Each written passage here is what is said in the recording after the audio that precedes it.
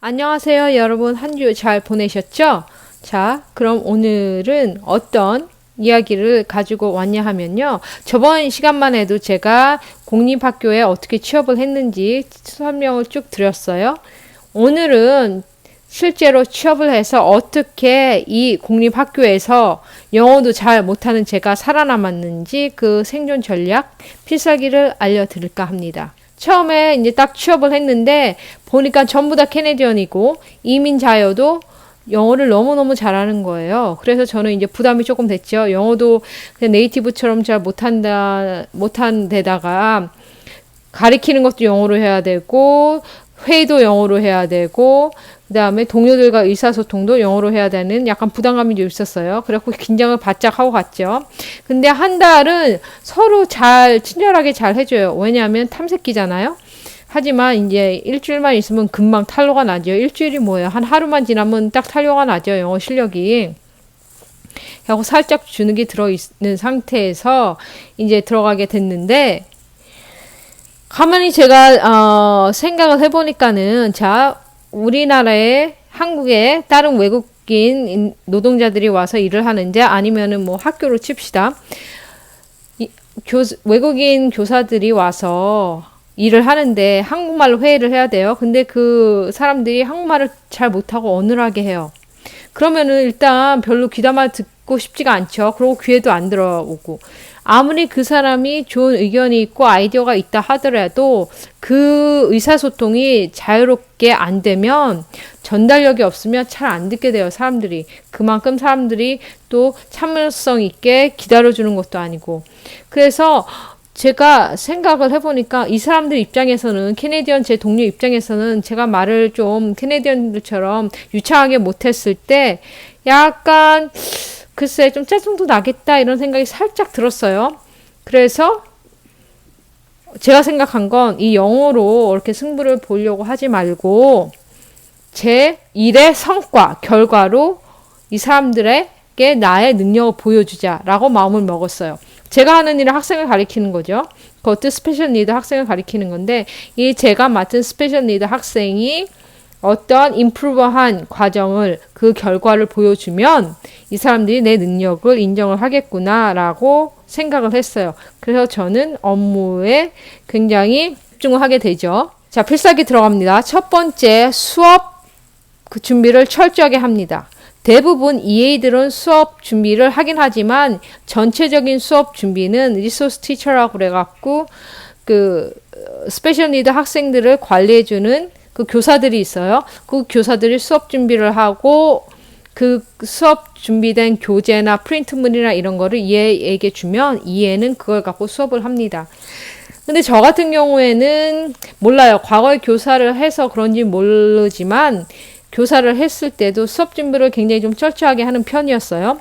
그 수업 준비가 철저히 안 된 상태에서 들어가면 저 같은 경우에는 어떤 느낌을 받았냐 하면은 전쟁터에서 총 없이 들어가는 그런 느낌을 받아서 불안해했어요. 그래서 그런 습관이 남아 있어서 아니면 성격이 그래서 그런지 몰라도 수업 준비를 하고 어떤 수업을 할 것인지 미리미리 가서 물어보고 그 수업 내용을 제가 수업을 들어가기 전에 미리 숙지를 한 후에 학생과 같이 그 수업에 들어갑니다. 예를 들어 볼게요. 우리 학교에 테크놀로지 클래스가 있어요. 그 테크놀로지 클래스는 뭘 만드는 거예요. 톱도 있고 거기에는 망치도 있고 못도 있고 여러 가지 조금 위험한 그 툴들이 있어요. 그런데 그 수업을 한다고 얘기를 했는데 우리가 뭘 만드는지를 얘기를 안 해주는 거예요.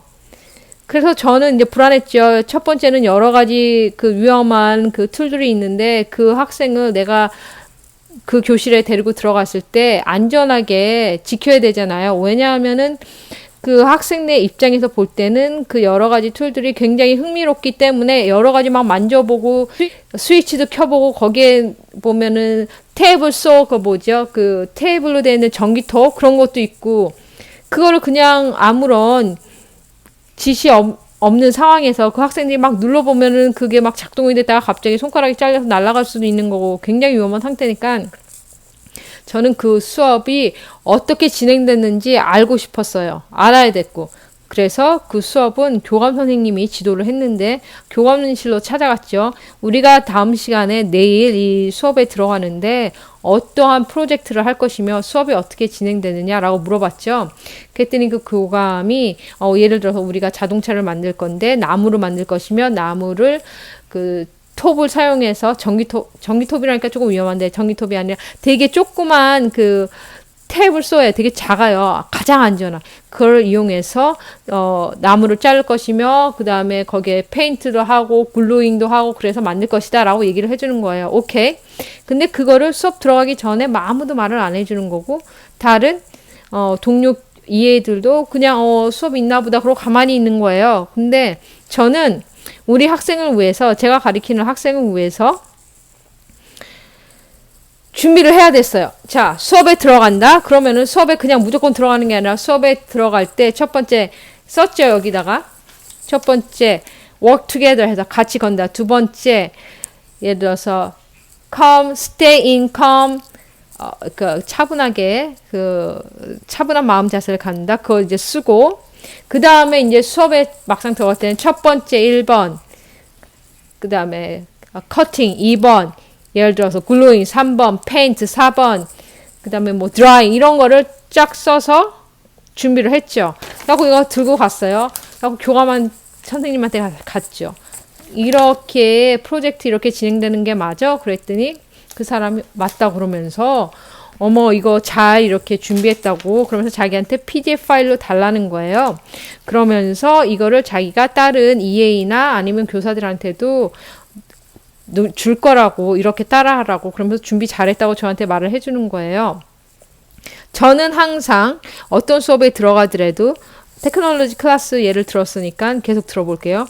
다음 프로젝트가 끝나기 1시간이나 2시간 전에는 미리 가서 체크를 합니다. 다음에는 어떤 프로젝트를 할 건지 그리고 그게 그 만드는 과정이 어떻게 되는 건지 확실하게 숙지를 해서 내 학생을 위해서 따로 그 스텝 과정들을 다시 정리를 해서 학생에게 보여줘서 학생이 잘 따라올 수 있도록 그 수업에 가서 당황하거나 불안해하지 않도록 항상 준비를 합니다. 그게 교감 선생님 눈에, 교장 선생님 눈에, 그 다음에 리소스 티처 눈에는 그게 다른 사람들하고는 달라 보였나 봐요. 그러면서 항상 저한테 다른 프로젝트가 있기 전에 부탁을 하는 거죠. 다음 수업에는 이거를 할 건데 거기에 대한 준비를 해달라. 그러면 내가 다른 EA나 그런 사람들한테 전달을 해주겠다. 너가 만든 그 자료를 바탕으로. 그러면서 이 교감이 뭐라고 얘기했냐면은 너는 항상 말하기 전에 준비하는 그런 EA라고 얘기를 하는 거예요. 그러니까 그게 다른 사람들하고는 약간 이제 차별성이 되어 있는 거죠, 제가. 두 번째, 거기에 연결된 비슷한 맥락인데요. 두 번째는 항상 플랜 B를 준비합니다. 어떤 수업에 들어갔을 때는 그 수업이 그 계획한 대로 안 될 수가 있어요. 예를 들어 볼게요. 자, 수업을 할 때 요즘엔 보통 컴퓨터로 많이 수업을 해요. 그러면은 항상 언제든지 컴퓨터가 작동이 안 될 수가 있어요. 그런 경우는 어떻게 해요? 어떻게 하시겠어요? 그냥 가만히 있어요? 뭐 IT 가이를 부른다든지 뭐 해서 그 고치는 거에 한 30분 막 이렇게 잡아먹잖아요. 저는 그럴 경우를 대비해서 항상 프린트물로 된 그 자료, 수업 자료를 들고 갑니다. 그래서 컴퓨터가 안 됐을 때는 프린트물로 대체해서 그 학생이 수업을 할 수 있게 준비를 해요. 또한 학생이 다른 학생들보다 빨리 할 때가 있어요. 그 문제를 빨리 더 푼다거나 그럴 경우 그 스페셜 니드 학생들 중에 취약한 것 중에 하나가 기다리는 걸 잘 못해요. 기다림 시간이 길어지면 돌발할 행동을 하게 되죠. 갑자기 뛰어나간다거나 갑자기 바닥에 눕는다거나 그런 기다리는 시간을 최소화하기 위해서 다른 수업 교재를 엑스트라로 가져가서 이 학생이 다른 학생들보다 빨리 수업이 끝났을 때는 엑스트라로 이 다른 문제풀이나 뭐 이런 걸 할 수 있게 항상 준비를 해가죠. 세 번째는요. 취미를 업무와 연결을 했습니다. 제 취미는 비디오 만들고 사진 찍고 이런 걸 좋아해요. 그렇다고 아주 제가 잘하는 건 아니지만 어쨌든 그런 거를 즐겨 해요. 그런데 학교 그 웹사이트에서 그 섹션 중에 하나가 학생들 사진을 올리고 수업하는 것도 올리고 비디오도 올리고 그러는 게 있어요. 근데 제가 이제 비디오를 쭉 올리다 보니까 학생들 비디오가 굉장히 많을 거 아니에요. 제 학생들 비디오가. 그래서 그냥 올리기에는 좀 심심해서 제가 그 비디오를 여러 가지를 이제 연결을 해서 약간 짧은 무비 형식으로 만들었어요. 그래서 그거를 교장 선생님한테 보여줬죠. 교장 선생님이 지나가시길래 일부러 보여주려고 찾아가서 보여준 게 아니라 나 이거 만들었는데 너 한번 볼래? 하고 보여줬더니 교장 선생님이 너무 좋아하는 거예요. 왜냐면은 그냥 일반 비디오를 보여주는 것보다 거기에 음향 효과도 들어가고 배경도 들어가고 약간 애니메이션도 들어가면은 같은 비디오라고 해도 굉장히 이게 재밌고 좋아 보이잖아요. 결과물이. 그쵸? 그랬더니 너무 교장 선생님이 좋아하면서 자기가 이제 프레젠테이션이 있는데 다른 학교 교장들하고 그 교육청에서 내가 이 비디오를 좀 보여줬으면 좋겠다. 그래서 우리 학교 좀 홍보를 하고 싶다. 이렇게 말을 하는 거예요. 왜냐면 우리 학교에 그 스페셜 니드 프로그램에 대해서 오해를 하는 사람들이 많다. 그래서 그 사람들한테 보여주고 싶다. 그래서 이제 파일로 보내달라고 해서 보내줬죠. 그러면서 하는 말이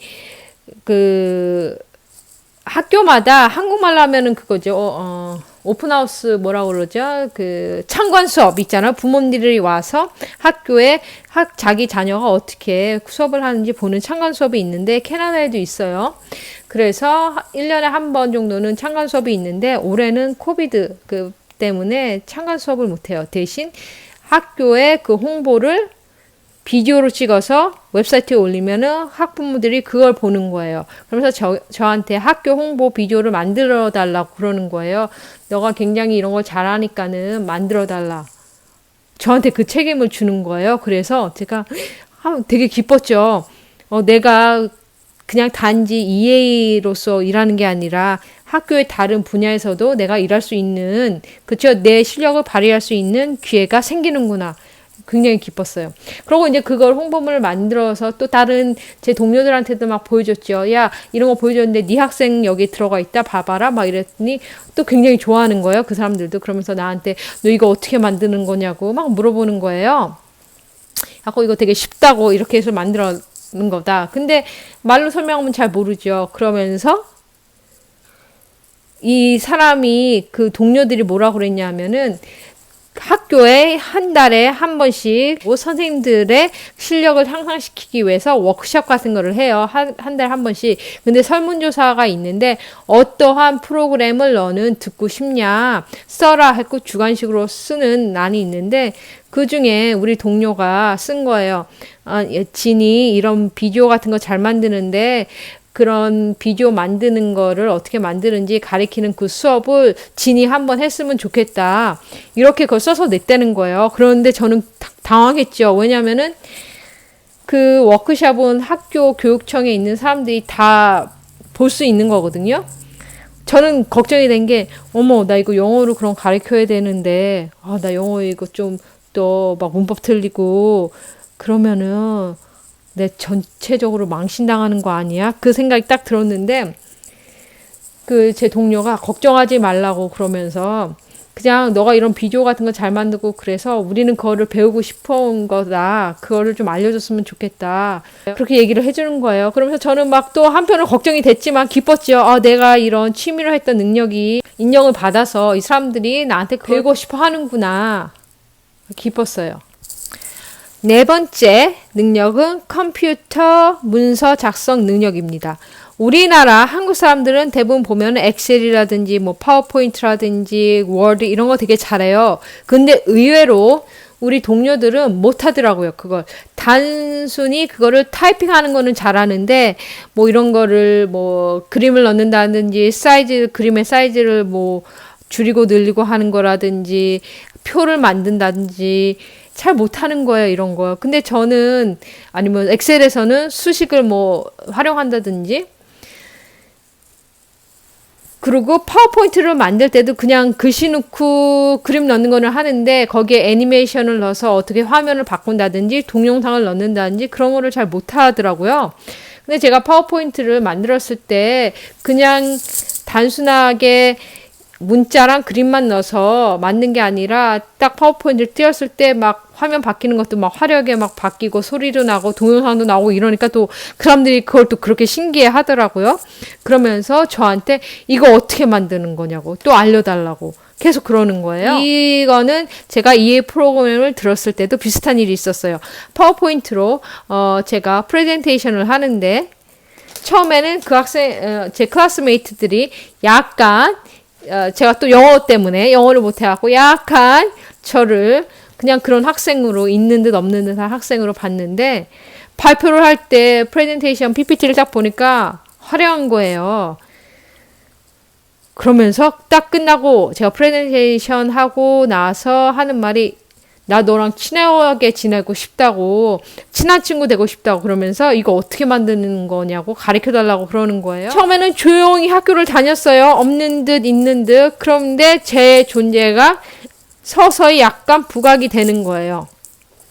너무 자랑 같네요. 죄송합니다. 이 자랑이 아니라 제가 어떻게 생존해 나갔나를 설명을 해드리려니까는 자랑같이 느껴졌다면 죄송합니다. 어쨌든 학교에서도 비슷한 일이 발생하는 거예요. 너 이거 수식 어떻게 하는 거야? 파워포인트 이런 거 뭐 동영상 놓고 이런 거 화면 돌아가는 거 어떻게 하는 거야? 아니면은 그 문서 작성할 때 그림 넣는 거 어떻게 하는 거야? 그게 우리나라 학생들한테는 그러고 직장인들 할 때는 굉장히 단순하고 별거 아닌데 그 조그만 차이가 이 사람들한테는 굉장히 크게 다 와닿나 봐요. 그래서 무슨 문서 작성하거나 그런 거 안 될 때 무조건 다 동료들이 진한테 가서 물어보라고 다 한다고 나한테 도와달라고 항상 저를 찾는 거예요. 그래서 한국에서 이런 아무것도 아닌 이런 문서 능력이 여기에서는 큰 능력이구나 라는 것을 알고 뿌듯했습니다. 또 5번째, 업무 능력과 관련된 프로그램을 숙지를 잘하고 활용을 잘하자입니다.